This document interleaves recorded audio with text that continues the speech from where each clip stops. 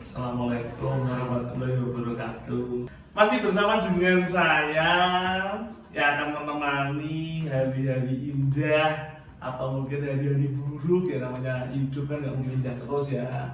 Itu akan menemani kalian masih dengan saya Yosua di dalam podcast GC Stensa. Masih tetap menjadi podcast terbaik sejagat raya itu karena ya memang demikian hasil survei yang kita tahu ya, itu podcast terbaik menurut survei saya seperti biasanya. Hari ini kita akan ditemani oleh seseorang yang sangat menarik, cukup menggemaskan seperti saya. Kalau dibilang cantik, dia sangat cantik. Tidak hanya cantik luar tapi juga cantik dalam. Lebih hebat karena kan inner beauty-nya itu sangat nampak. Dan dia adalah partner dari tamu saya minggu lalu. Dia adalah seorang juara 3 duta genre kota Salatiga. Jadi kita akan panggilkan saja nanti untuk mengenal lagi lebih jauh, untuk mengulik sisi lain dari Nabila Yerla.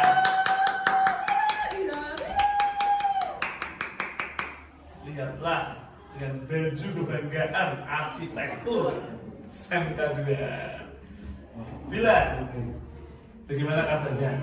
Baik, alhamdulillah baik sekali keadaan saya pada siang hari ini. Oh iya kan, itu sangat cantik sekali. Bahkan banyak yang menganggap kami itu adalah bapak dan anak. Ya oke, Bila, baik, sehat? Sehat, alhamdulillah sehat. Sehat, apa lagi ya? Aktivitas Lancar seperti biasanya. seperti biasanya, sekolah, terus Main. di ruang PIK, Di ruang PIK, meremehkan ruang PIK. ya, terus pulang tadi pagi Mandi. mengerjakan tugas. Iya. Wih, sangat pro model sekali. Hebat, sosok remaja yang luar biasa. Tahu kapan saatnya untuk main, kapan saatnya untuk belajar. Itu baru benar-benar anak SMK 2 yang membahagiakan. Apa perasaannya jadi siswa SMK 2? Senang banget saya bisa menjadi siswa SMK Negeri 2 Salatiga karena banyak banget yang pengen masuk sekolah ini karena sekolah favorit bisa dibilang, dan saya bisa masuk di sini dengan lancar. Jadi senang banget pastinya. Senang banget ya. Senang banget. Hal-hal baik lebih banyak dari hal-hal buruk atau Lebih banyak tentunya. lebih banyak ya? Iya. Hal buruknya ada dong? Ada pasti kan, kehidupan ada baik buruknya. Tapi dijalani dengan senang. Senang banget. Oke, Bila sekolah di SMK dulu dengan senang, dengan tadi ya banyak hal yang didapat gitu kan. Nah, di SMK 2 sendiri kan tadi disebut juga ada ruang PIK. Nah itu PIK itu apa? Jadi PIK atau PIKR itu adalah Pusat Informasi dan Konseling Remaja, yang mana hal ini adalah salah satu program dari Bank Kencana yang dibuat oleh BKKBN yang ditujukan oleh remaja, lalu juga dikelola oleh remaja dan bertujuan juga untuk remaja gitu. Oh, itu masuknya ekskul ya? Ekskul, Maksudnya salah ya? satu ekstrakurikuler yang ada di SMK Negeri 2. Lalu di PIK itu barulah muncul, tadi kan Mbak Bila itu duta genre. Nah, berarti genre itu bagian dari PIK? Iya benar banget, genre itu adalah bagian dari PIK. Bisa dibilang genre itu generasi berencana. Generasi berencana, oh itu jadi generasi berencana adalah apa? Generasi berencana adalah suatu program yang ditujukan untuk remaja agar remaja bisa menjadi seseorang atau pribadi yang berencana untuk masa depannya gitu. Oh, oke, paham. Jadi ada PIK. Nah ini kan semua biar tahu kan. Jadi ada PIK. PIK adalah Pusat Informasi Konseling. Di mana itu nggak semua sekolah punya ya? Iya, benar banget. Belum semua sekolah punya, tapi diharapkan bisa punya. Nah, dan di PIK itulah ada yang namanya genre.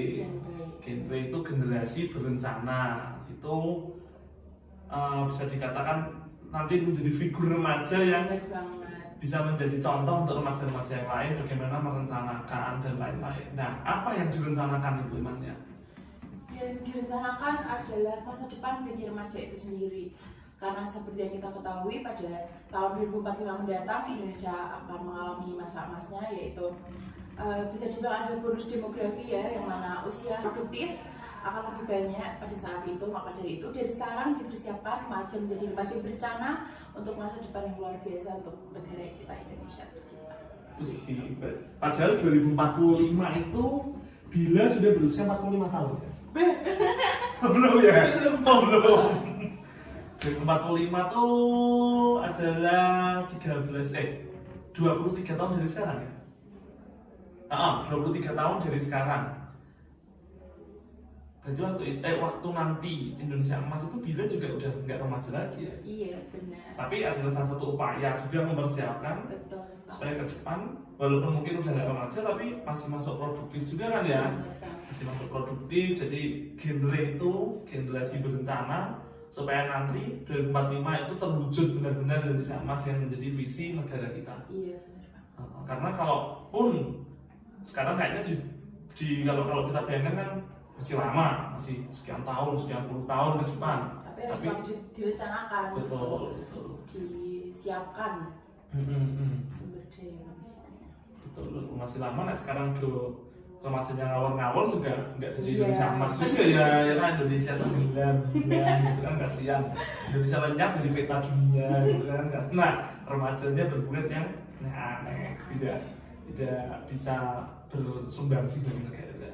Berarti dipersiapkan itu juga dari segi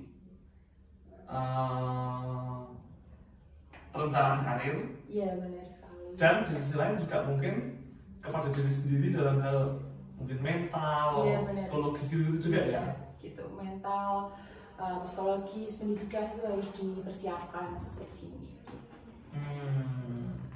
Termasuk bagaimana remaja bisa menghindari hal yang salah. Iya. Kesehatan reproduksi itu juga penting gitu. Itu penting banget bagi remaja. Pengetahuan itu harus remaja kuasai gitu untuk mereka mengatur dirinya sendiri gitu. Oke. Jadi merencanakan itu banyak halnya ya, banyak aspek-aspeknya, dan itu tentu tidak mudah. Sangat tidak mudah. Gimana kalau Bila sendiri lihat kehidupan remaja sekarang gimana?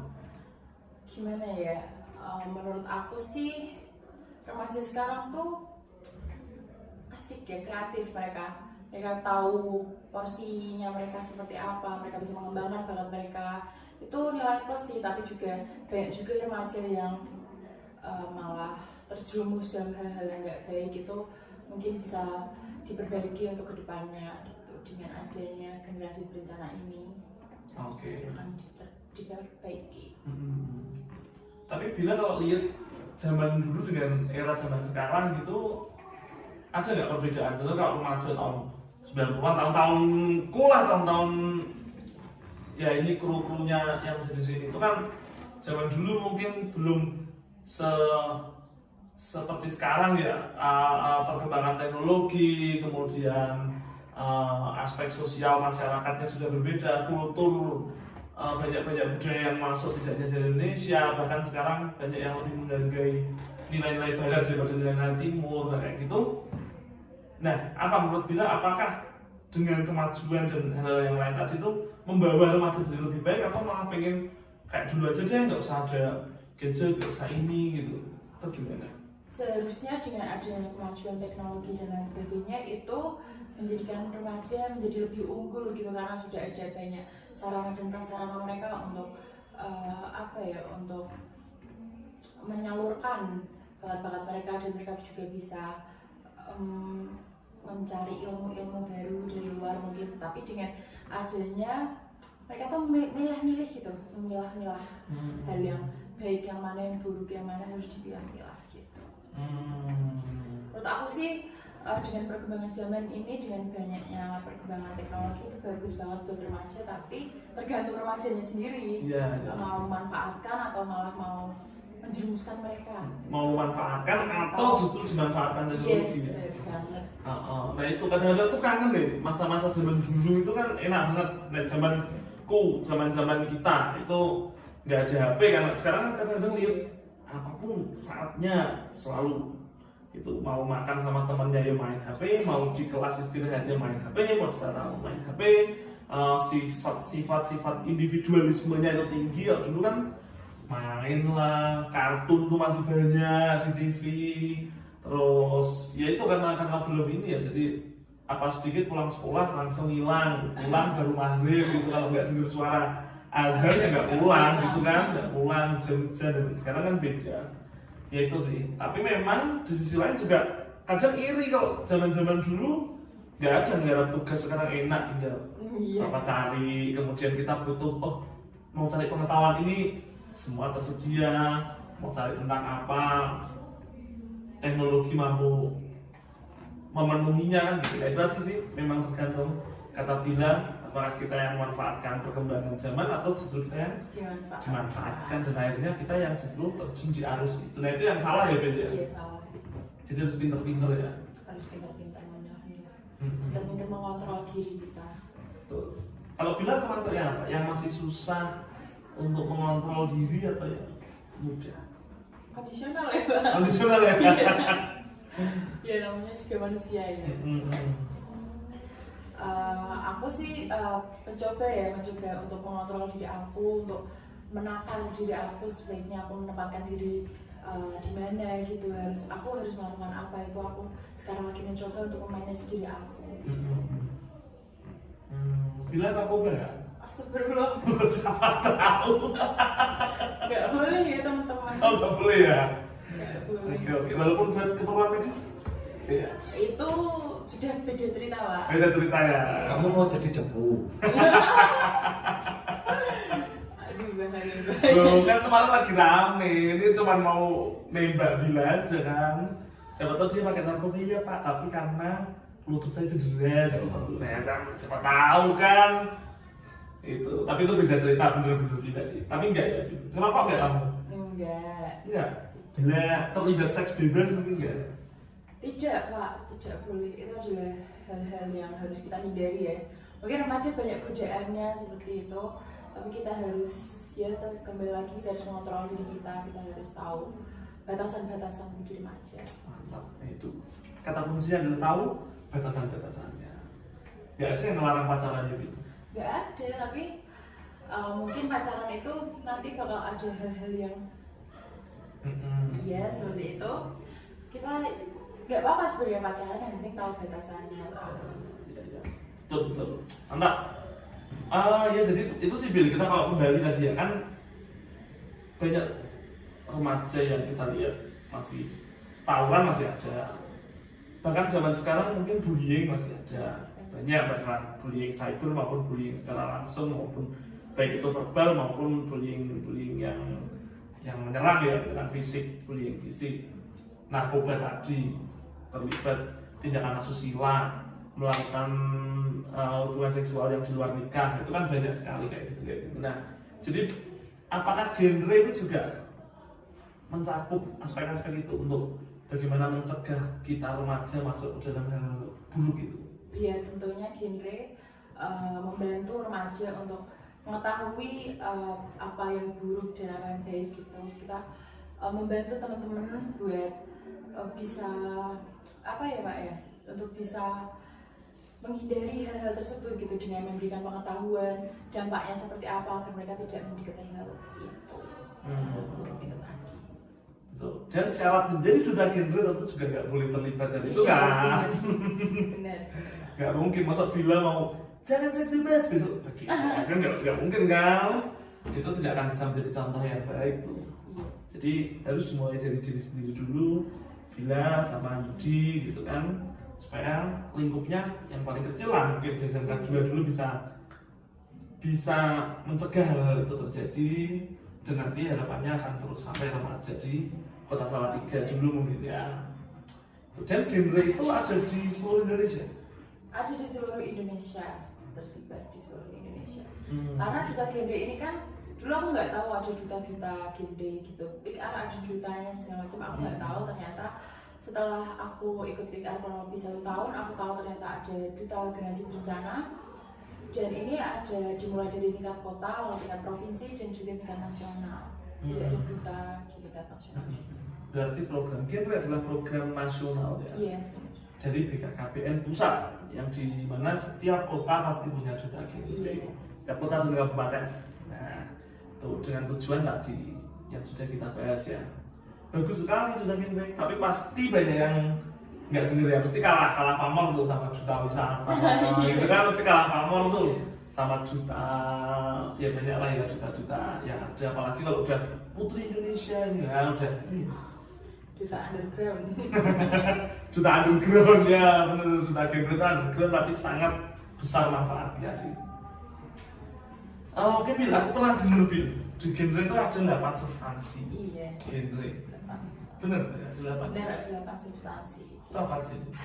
Jadi 8 substansi genre ini adalah materi-materi yang kita bahas yang mencakup tentang triad KRR, lalu juga ada life skill, ada gender, dan juga ada tentang 8 fungsi keluarga yang mana ini sangat penting pengetahuannya bagi kita semua remaja.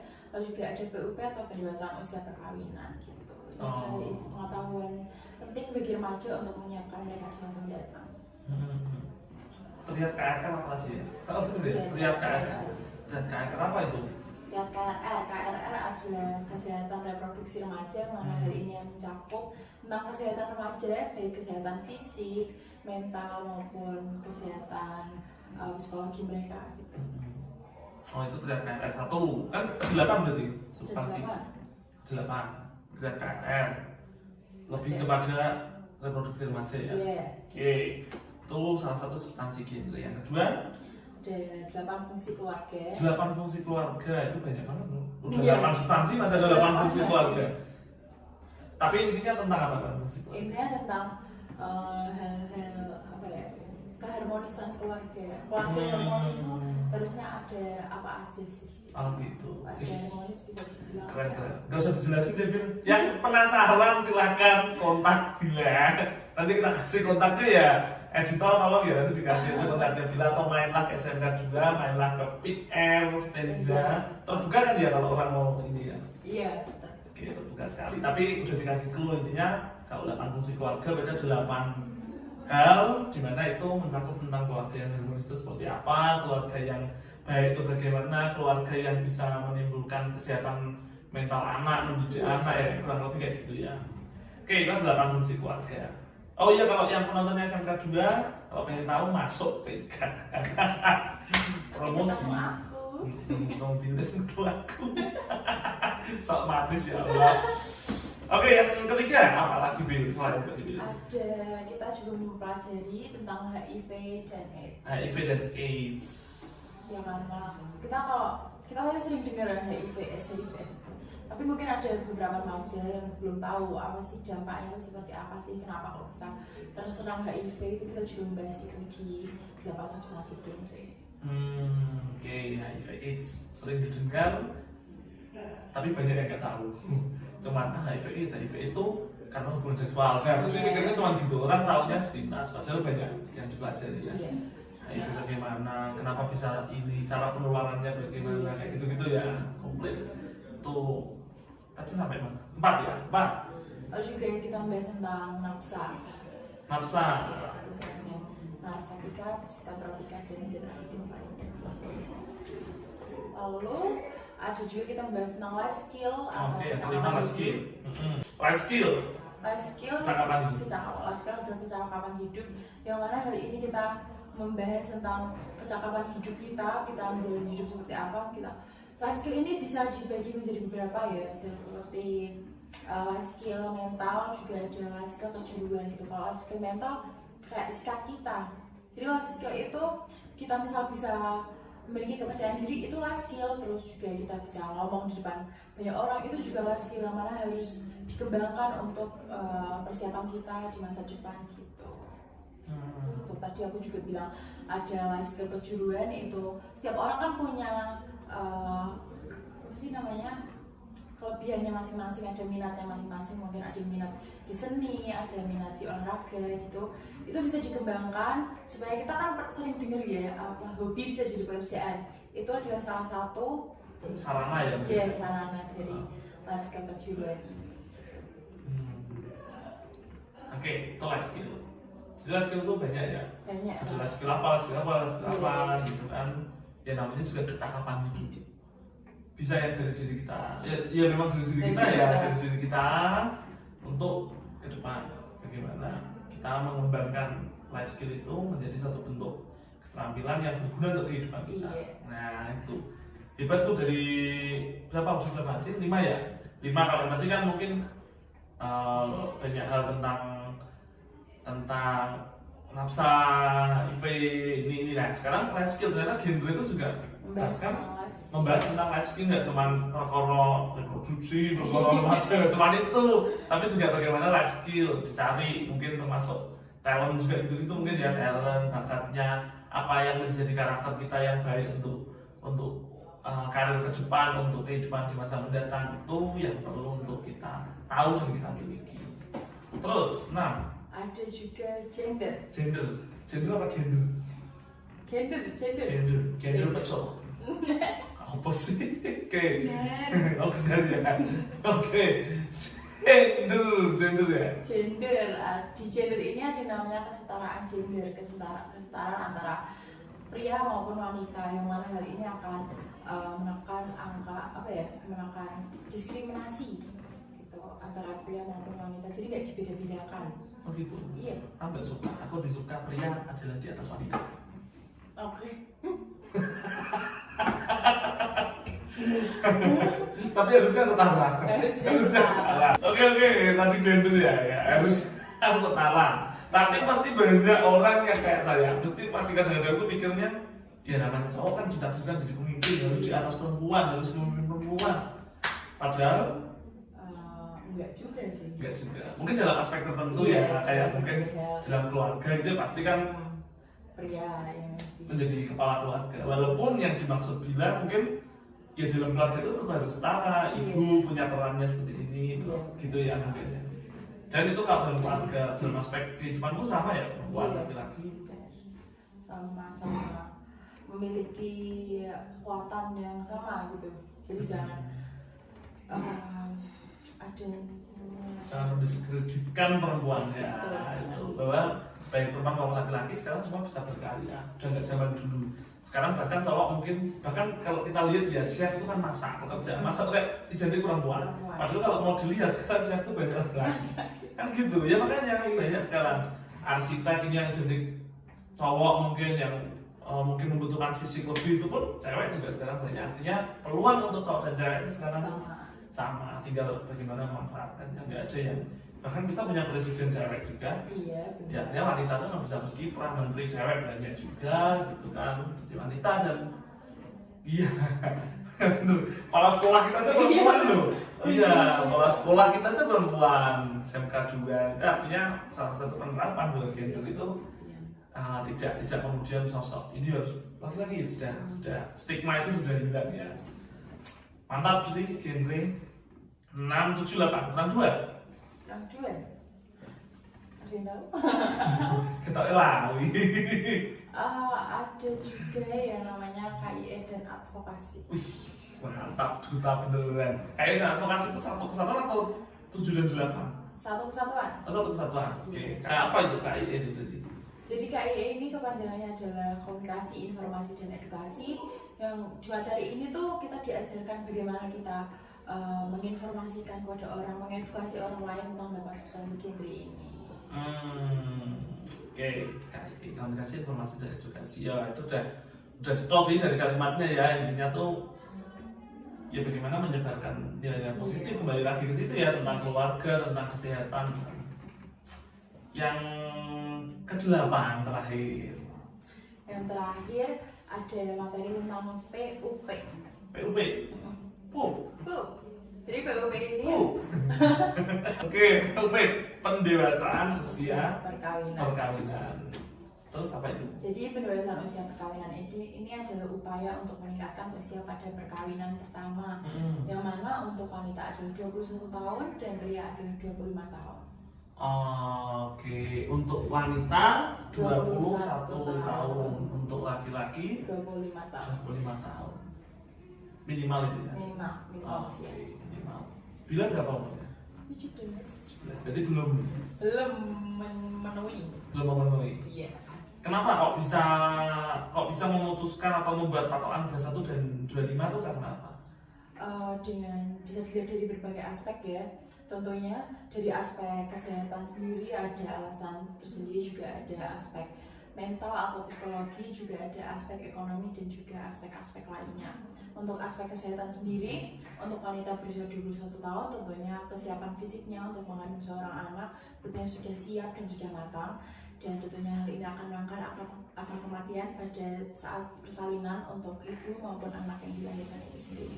Terus juga untuk aspek mental atau psikologi, tentunya pria maupun wanita berusia 21 dan 25 tahun sudah memiliki kesiapan mental yang sudah cukup matang dan sudah siap untuk menjalani kehidupan berkeluarga. Oh, sangat beralasan sekali berarti ya, memang 21 dan 25. Bentrok nggak sih itu dengan aturan hukum? Kalau di hukum kan 18 tahun sekarang, 18 tahun sudah boleh menikah, boleh kawin. Kenapa adanya perbedaan itu? Karena dari KUA sendiri kan berlandaskan agama ya. Di dalam agama itu pria maupun wanita yang berusia 18 tahun tadi kan sudah akil balik. Sudah balik gitu ya. Dianggap sudah boleh menikah gitu. Tapi dari BKKBN sendiri karena memiliki pertimbangan yang memiliki alasan tadi, makanya ditetapkan untuk wanita 21 tahun dan pria 25 tahun. Oke, itu artinya bukan berarti kita ngejual untuk itu enggak ya. Artinya kalau secara hukum negara maupun hukum agama itu benar memang 18 tahun boleh menikah. Cuman BKKBN kan ngasih warning nih 18 tahun kan nikah meh opo gitu kan, maksudnya toh kalau lebih dari 18 kan juga nggak salah, nggak ada kemudian kalau kamu di atas 18 tahun haram itu nggak ada kan, atau melanggar aturan agamaan itu nggak ada ya. Jadi kan kalau memang bisa lebih siap, lebih matang, sesuai tadi bilang ya mungkin ekonomi, organ reproduksi, kemudian kesiapan mental dan lain-lain itu lebih bisa dipersiapkan, kenapa enggak? Kenapa sih kesusul nikah gitu kan? Ya benar. Bila kesusul nikah? Tidak Pak. Enggak ya? Enggak dong. Cuma genre ya, minimal 21 ya? Iya. 21 langsung tancap nikah gitu? Enggak? Enggak juga sih. Enggak tahu. Enggak tahu gimana. Enggak nolak juga ya? Kalau 21 ada yang datang serius, kaya lagi gitu. Kenapa? Ya Allah, materi sekali ya Allah. Lu kaya tuh pertimbangan ekonomi ya, bukan hanya kayanya, mungkin cowoknya bertanggung jawab, keluarga sudah ini, attitude-nya baik gitu, itu kan pasti banyak ya. 18 itu kalau sesuai ilmu psikologis juga masih remaja ya, dimana remaja itu kan masih labil, masih muda, terombang-ambing, kadang pencarian jati dirinya mungkin juga belum selesai, masih banyak hal yang sering membuat goyah gitu. Mungkin ekonomi belum mapan, kalau kita survei kan ya ada remaja yang kaya tapi ya mungkin kan hanya 1 dari 1000 mungkin, itu juga tidak universal untuk semua remaja itu. Kemudian organ reproduksi tadi mungkin kan akan lebih siap kalau sudah 20 tahun ke atas. Itu ya tadi. Kemudian psikologis kan kesiapan mental nikah nggak cuma perkara nikah wis rampung kan, enggak ya, bagaimana membina hubungan dengan suami atau istri, dengan keluarga, dengan siap enggak, karena dinamikanya pasti beda saat remaja yang bisa mungkin main, bisa ini, kalau udah nikah mungkin sudah beda gitu ya, beda. Iya benar sekali. Jadi Bila senang menjalani peran sebagai duta ini? Senang banget sih, ini pengalaman yang baru ya buat aku. Ya aku dulunya nggak kurang bersosialisasi sama orang, gitu. Sekarang udah mulai banyak ngobrol sama orang, banyak cerita, banyak mendengarkan cerita, banyak bercerita sama orang lain juga, itu senang banget sih. Makin banyak teman gitu. Dan nggak merasa keberatan ya menjadi role model tadi untuk ini kan bebannya berat tuh? Enggak keberatan sama sekali sih, aku enjoy sama predikat aku sekarang sebagai duta gitu, aku enjoy. Keren. Walaupun tentu sorot orang kan pasti lebih banyak ke kamu ya. Contohnya kamu melakukan kesalahan sedikit mesti lu duta di Indonesia ngono gitu kan. Jadi kan mungkin ada beban sedikit gitu, tapi enggak juga sih, itu malah jadi acuan aku untuk aku bisa berbuat lebih baik lagi, menjadi diri aku lebih baik lagi gitu. Mantap. Nabila Yanuar. Oke. Karena kita sudah cukup lama. Sudah berapa sih ini? Sudah 2-3 hari ya kita di sini. 40. Sudah. Nabila, terakhir closing statement mungkin apa pesan untuk remaja secara umum, apa yang kamu harapkan dan lain-lain lah untuk menutup podcast kita pada saat ini. Jadi remaja itu menyenangkan kalau kalian bisa memanfaatkan masa remaja kalian dengan baik. Singkat padat dan jelas, jadi remaja itu menyenangkan kalau kita bisa memanfaatkan dengan baik. Nah itu kuncinya, menyenangkan karena kita yang bisa memanfaatkan, bukan kita yang dimanfaatkan oleh orang, oleh lingkungan, oleh teknologi, oleh perkembangan. Itu bukan, tapi kita yang harus bisa terus melangkah maju ke depan, menjadi remaja yang tetap sehat, cerdas, dan ceria. Gitu ya kayaknya. Benar nggak sih? Itu terakhir itu penting. Itu adalah kok emas apa sih itu slogannya? Salam genre. Salam. Coba. Genre punya salam. Gimana tuh? Jadi salam genre itu tangannya gini, menandakan triad KRR, kita mengenalkan triad KRR. Menolkan. Ini 0. Triad KRR. KRR 3 yaitu ada HIV/AIDS, terus nafsa dan juga seks bebas. Oke. 0 kan? HIV, seks bebas, dan nafsa. Yes. Salam genre. Salam. Remaja genre. Sehat, cerdas, ceria. Genre Indonesia. Saatnya yang muda, yang berencana. Berencana itu keren. Oke. Pak itu tepuk tangan dong. Tangan. Dasar pemalas ya. Dia tidak remaja genre, tidak sehat, tidak cerdas, tidak ceria. Oke, itu keren. Itulah kesimpulan kita pada saat ini, bahwa pada ini memang ya yang dibentuk tadi kan niatnya remaja yang sehat, cerdas, ceria, menjadi generasi muda yang berencana, karena berencana itu keren. Oke, Bila, terima kasih. Mungkin suatu saat kita bisa ngobrol lebih banyak lagi. Dan habis ini ngapain? Di sini ada kegiatan yang lain. Oke, siap. Oke, kita akhiri. Sampai jumpa di podcast kami selanjutnya dengan episode yang tentunya tetap menarik dan pasti menarik. Oleh karena itu jangan pernah lupa mulai dari sekarang supaya kami terus aktif untuk membuat konten-konten, maka like, komen, dan subscribe channel kami di GC Stay Besar. Kalau mau ada komen atau ada pertanyaan atau ada hal-hal yang perlu untuk disampaikan, boleh langsung sampaikan di kolom komentar. Kira-kira itu saja dan sampai jumpa. Wassalamualaikum warahmatullahi wabarakatuh.